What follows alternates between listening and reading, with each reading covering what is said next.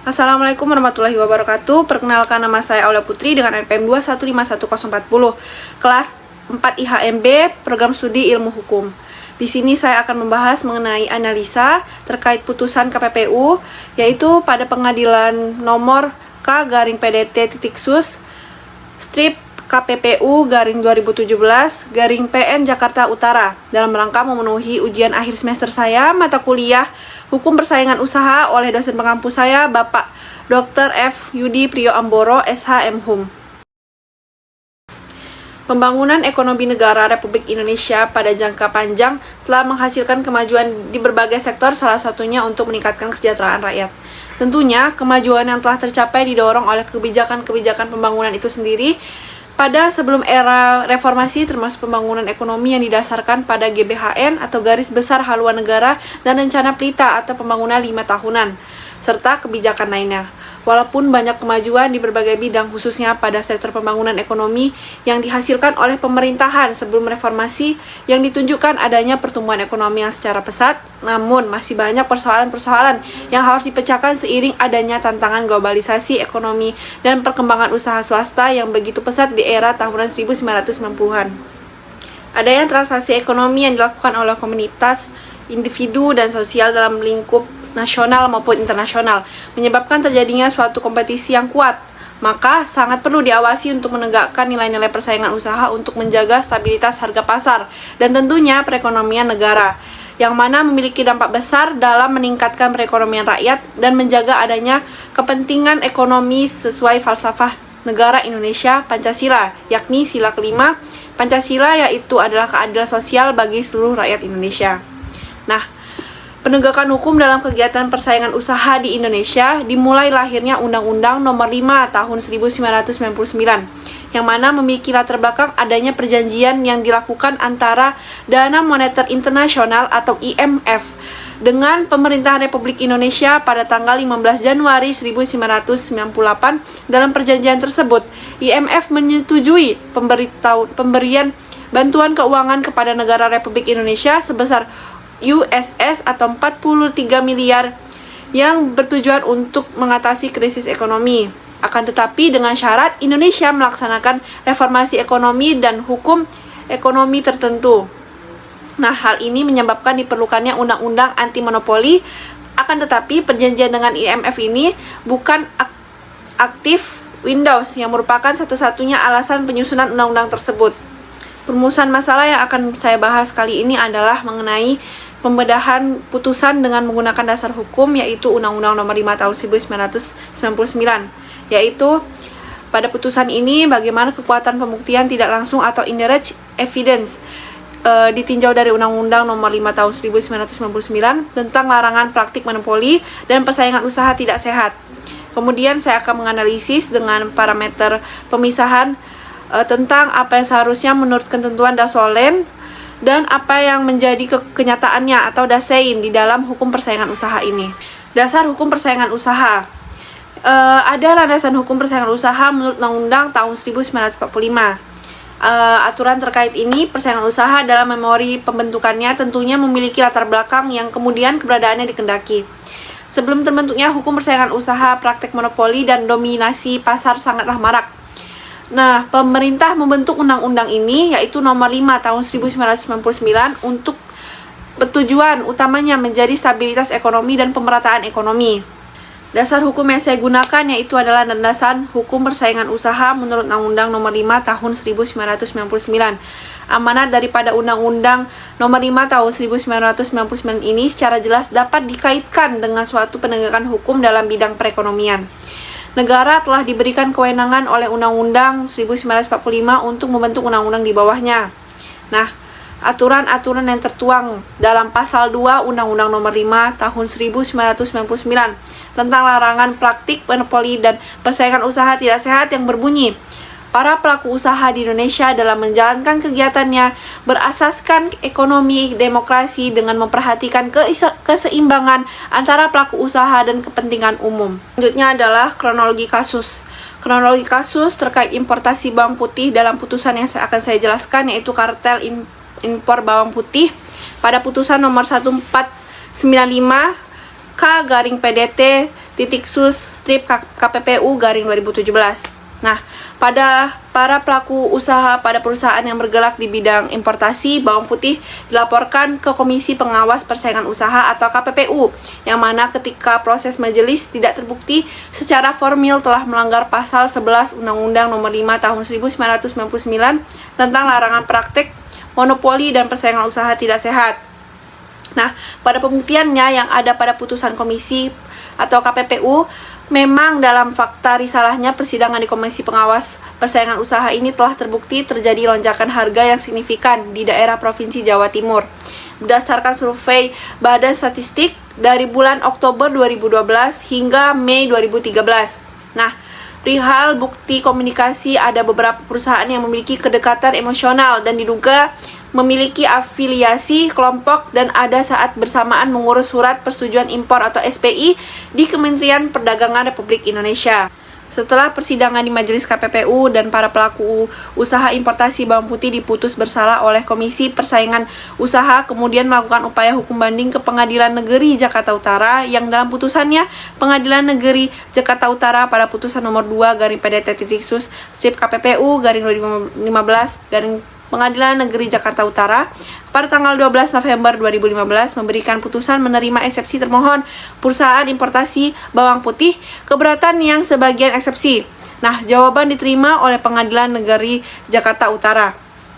Kemudian putusan Mahkamah Agung Republik Indonesia yang memutus putusan nomor 1495/PDT-sus/KPPU/2017 yang saya analisis ini adalah yaitu mengadili, mengabulkan permohonan kasasi dari permohonan kasasi, yaitu Komisi Pengawas Persaingan Usaha atau KPPU tersebut.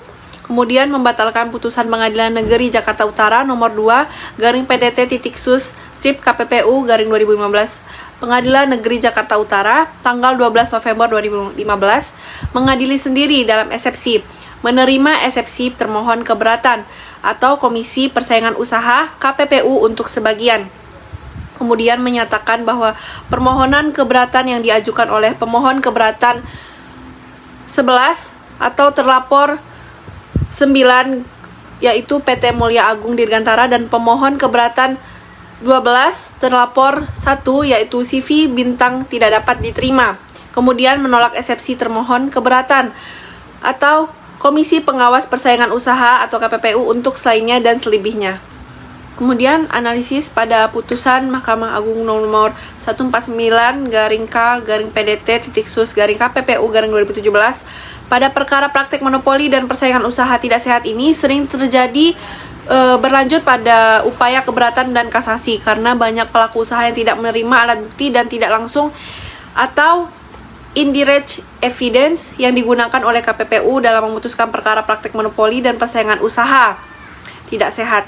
Secara khusus perkara kartel, yaitu penggunaan alat bukti tidak langsung atau indirect evidence hingga saat ini menjadi perdebatan di kalangan akademisi, lawyer, praktisi hukum dan penegakan hukum. Hal ini terjadi karena beberapa kasus persaingan usaha, hakim pada Mahkamah Agung membuat terobosan baru dalam memutuskan perkara kartel oleh KPPU dalam menggunakan alat bukti tidak langsung atau indirect evidence dengan menguatkan putusan KPPU terkait perkara kartel. Nah, setelah putusan kasus kartel impor bawang putih yang saya jelaskan tadi sebelumnya, kita bisa memahami bahwa pada praktek para hukum menggunakan suatu asumsi persoalannya. Nah, ketika dijadikan satu bukti, bisakah menjadi alat bukti yang kuat? Tentunya tidak, karena pada prinsip acara peradilan bukti harusnya menggunakan alat bukti yang sah yang diatur dalam pasal 42 Undang-Undang Nomor 5 Tahun 1999 tentang larangan praktek monopoli dan persaingan usaha tidak sehat. Dalam upaya hakim memutuskan perkara persaingan usaha, seharusnya bisa dihindari dalam penggunaan alat bukti tidak langsung atau indirect evidence, sebab pada praktik penegakan hukum dalam kasus persaingan usaha dapat membutuhkan penyelidikan yang serius untuk membuktikan pelanggaran yang dilakukan oleh pelaku usaha. Menjadi kontroversial jika KPPU atau Komisi Pengawas Persaingan Usaha ini selalu menggunakan alat bukti tidak langsung, ditambah lagi dengan penguatan putusan Mahkamah Agung Republik Indonesia.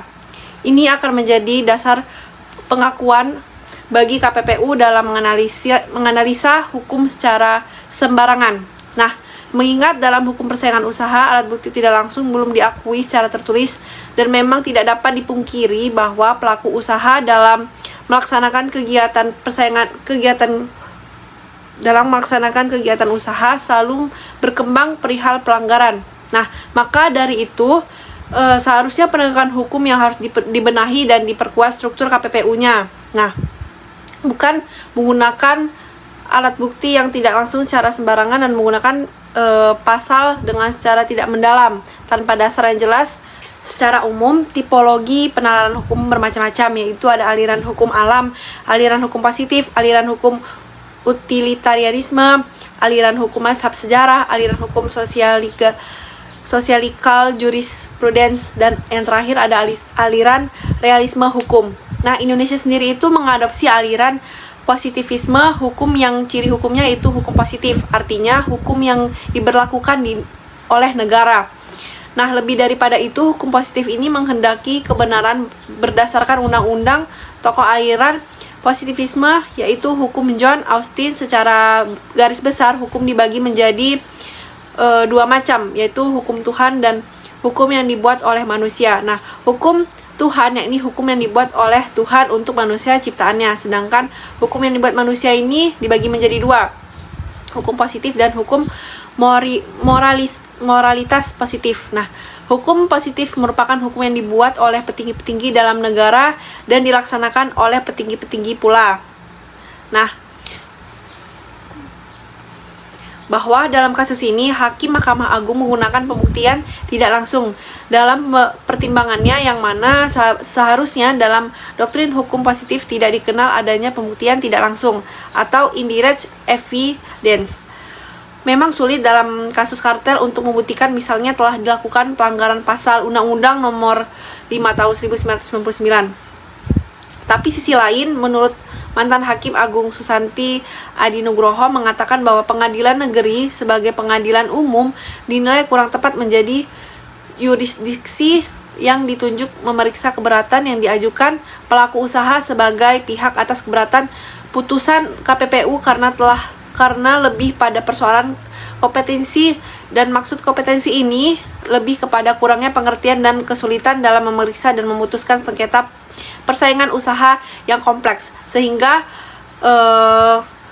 setiap kali putusan yang dijatuhkan menjadi bias. Kemudian dampak dari putusan ini akan menimbulkan tidak adanya kepastian hukum dan terkesan non due process of law bagi pihak yang mencari keadilan, dan akan menjadi bias atas adanya putusan hakim yang tidak didasarkan pada undang-undang yang berlaku. Menurut Kelsen, hukum adalah sebuah sistem norma. Norma adalah pernyataan yang menekankan aspek seharusnya atau dasolin dengan menyertakan beberapa peraturan tentang apa yang harus dilakukan. Norma-norma ini adalah produk dan aksi manusia yang deliberatif. Undang-undang yang berisikan aturan-aturan yang bersifat umum menjadi pedoman bagi individu bertingkah laku dalam bermasyarakat, baik dalam berhubungan dengan sesama individu maupun dalam hubungan dengan masyarakat. Penegakan hukum atau law enforcement dan sistem peradilan merupakan sendi keadilan yang utama bagi seluruh warga dunia yang mencari keadilan melalui proses peradilan. Maka teori dan praktek Dasolin dan Dasein harus berjalan seimbang minimal dalam kasus persaingan usaha, khususnya kasus importasi bawang putih yang saya analisis ini, antara konsep hukum Indonesia dan undang-undang serta penerapan undang-undang yang berjalan seirama. Tentunya konsep hukum kita tidak mengenal adanya alat bukti tidak langsung atau indirect evidence yang kemudian pada prinsipnya haram atau kontradiksi dengan konsep hukum kita. Namun Hakim Mahkamah Agung begitu lemah menggunakan alat bukti tidak langsung untuk menentukan nasib keadilan para pelaku usaha impor bawang. Nah, kemudian keadilan sendiri merupakan keniscayaan yang harus dilaksanakan setiap makhluk Tuhan di bumi yang bertujuan untuk menciptakan tatanan sosial dan ketertiban secara teoritis. Menurut John Rawls dalam bukunya yang berjudul 4 Theory of Justice, teori keadilan, yang mengatakan keadilan merupakan kebajikan utama dalam institusi sosial sebagaimana kebenaran dalam sistem pemikirannya. praktik hukum persaingan usaha di Indonesia. Pada realitanya, kalau kita melihat pada peristiwa hukum dalam kasus importasi bawang putih, selalu ada kontroversi dalam produk hukumnya, mulai dari peraturan-peraturan mengenai persaingan usaha maupun produk hukum yang dihasilkan melalui putusan komisi maupun putusan pengadilan tingkat pertama sampai tingkat akhir. Nah, menjadi persoalan kemudian ketika kasus persaingan usaha ini, praktek penerapan hukumnya dikarenakan banyak faktor yang mempengaruhinya, mulai dari perbedaan latar belakang, pendidikan hakim yang memutuskan, kasus yang bermacam-macam modus, opera yang dilakukan oleh para pelaku usaha, dan berbagai macam lainnya. Pembuktian tidak langsung ini dalam kasus perjanjian kartel importasi bawang putih dapat kita lihat bersama bahwa sesungguhnya KPPU seharusnya tidak bisa mengatakan bahwa perusahaan importasi bawang putih melakukan kartel, karena dalam proses pemeriksaan atau pembuktian di majelis itu dibantah dengan adanya izin beberapa perusahaan, bahwa dalam paham hukum yang dianut Indonesia merupakan hukum positif yang mana dalam proses hukumnya harus didasarkan undang-undang, yakni terkait pembuktian harus menggunakan alat bukti yang sah berdasarkan peraturan perundang-undangan yang berlaku, HIR atau RBG atau Undang-Undang Nomor 8 Tahun 1981 tentang hukum, Kitab Undang-Undang Hukum Acara Pidana pada pasal 184 Kitab Undang-Undang Hukum Acara Pidana yang mengatakan bahwa alat bukti yang sah ialah ada A. keterangan saksi, ada keterangan ahli, ada surat petunjuk, dan keterangan terdakwa. Setelah saya amati, tidaklah tepat Hakim Mahkamah Agung menggunakan pembuktian tidak langsung atau indirect evidence, mengingat bahwa masih banyak pro kontra dalam penggunaan pembuktian tidak langsung, dan lebih tepatnya Indonesia menggunakan pembuktian langsung. Dari penjelasan yang sudah saya analisis ini sebelumnya, maka dapat diambil kesimpulan bahwa menurut saya penggunaan pembuktian tidak langsung kurang tepat karena alat bukti tidak langsung belum diatur dalam hukum Indonesia, serta metode alat bukti tidak langsung juga tidak dapat didukung oleh alat bukti langsung, misalnya perihal surat perjanjian antar pelaku usaha atau dokumen kegiatan usaha yang berhubungan dengan kasus ini. Kemudian menurut saya pertimbangan Hakim Mahkamah Agung Republik Indonesia, seharusnya putusan Hakim Mahkamah Agung ini mengikuti paham hukum dan hukum yang tertulis di Indonesia, serta teliti dalam memeriksa perkara sehingga melahirkan putusan yang kredibel dan mencapai keadilan yang pasti dan kepastian hukum.